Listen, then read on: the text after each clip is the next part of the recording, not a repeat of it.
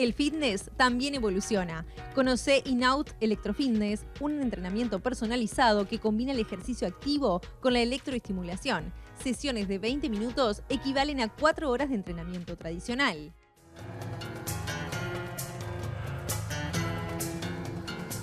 Muy bien, seguimos en la mira ahora con Federico Comesaña. Fede. ¿Cómo está, Gabriel? Buenas noches a todos. Bueno, Fede, inversión, hablemos de inversiones. ¿Qué le ofrece el país y qué no a aquellos que quieren invertir?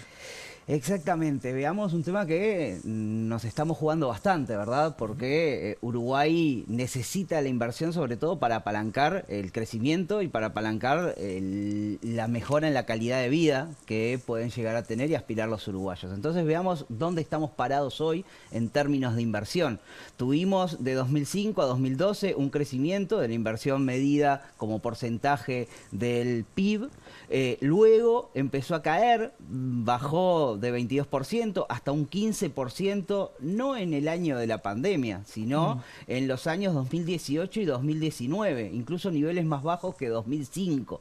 Es decir, una caída importante de la inversión, tanto privada como del sector público, que muchas veces la inversión pública es variable de ajuste cuando las finanzas del Estado empiezan a quemar.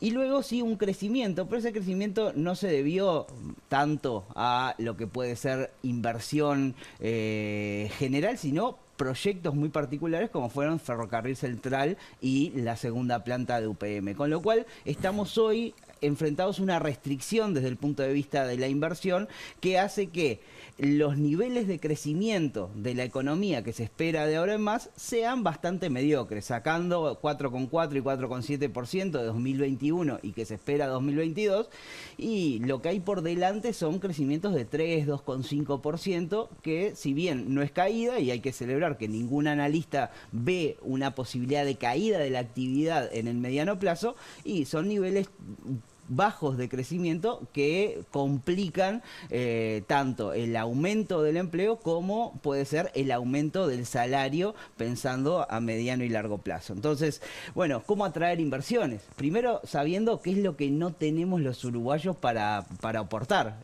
por dónde no podemos ir. No podemos aportar un mercado grande, tanto en términos de consumo como en términos de cadenas productivas que complementen una nueva inversión. No tenemos para aportar proximidad a los grandes centros de consumo mundial. Estamos lejos de Europa, lejos de Estados Unidos, lejos de Asia, y eso encarece el traslado de nuestra producción, con lo cual no vamos a poder ser un hub industrial pensado para el primer mundo. No tenemos una riqueza extractiva como petróleo, minerales, nada de lo que hoy el mundo está requiriendo desde el punto de vista de las materias primas de carácter extractivo. Y no tenemos tampoco, y algo que sí está bueno hacer énfasis, como siempre hacemos en este programa, no tenemos hoy trabajo calificado. Es cierto, somos pocos, pero además, cuando vemos los números, estamos allá abajo en materia de egresos. Estamos hablando que en los últimos años Uruguay mejora en egresos, y estos son datos de jóvenes de 21 y 23 años, cuántos egresan del sistema secundario superior.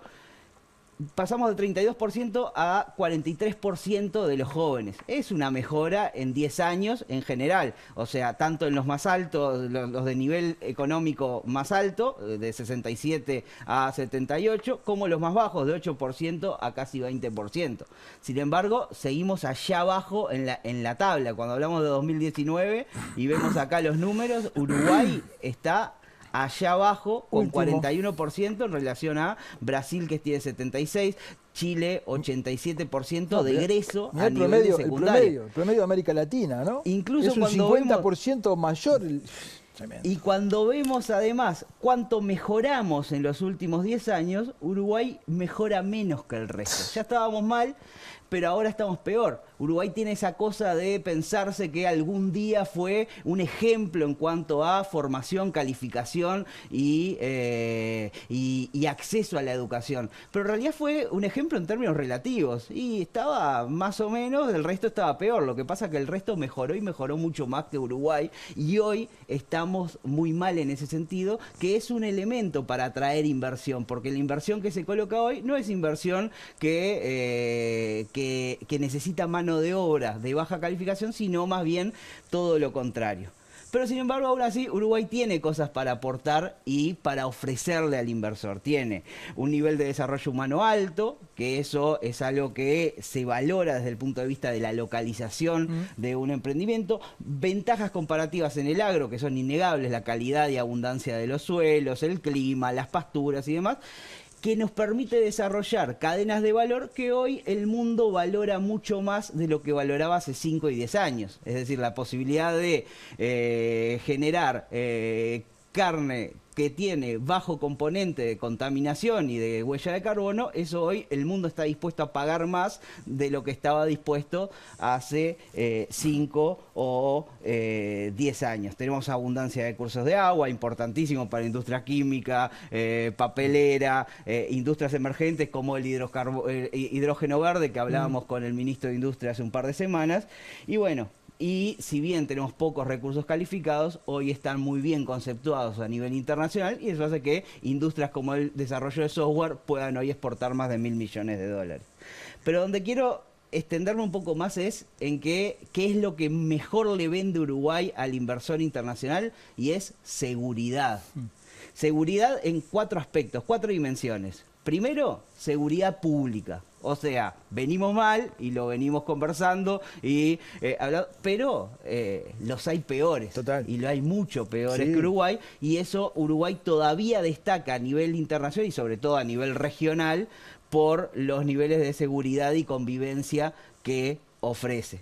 En segundo lugar, seguridad económica. Se puede mirar hacia adelante en Uruguay, que eso cuando comparamos con la región muchas veces no es tan sencillo. Uruguay tuvo 17 años consecutivos de crecimiento y tuvo que venir una pandemia que dejó con las ruedas para arriba a todo el mundo para interrumpir ese ciclo, y ahora se continúa y nadie cuestiona que va a continuar creciendo la economía uruguaya. Además, con cierta estabilidad, más allá de algunos problemas fiscales, inflación y demás, con cierta estabilidad en las grandes variables macroeconómicas.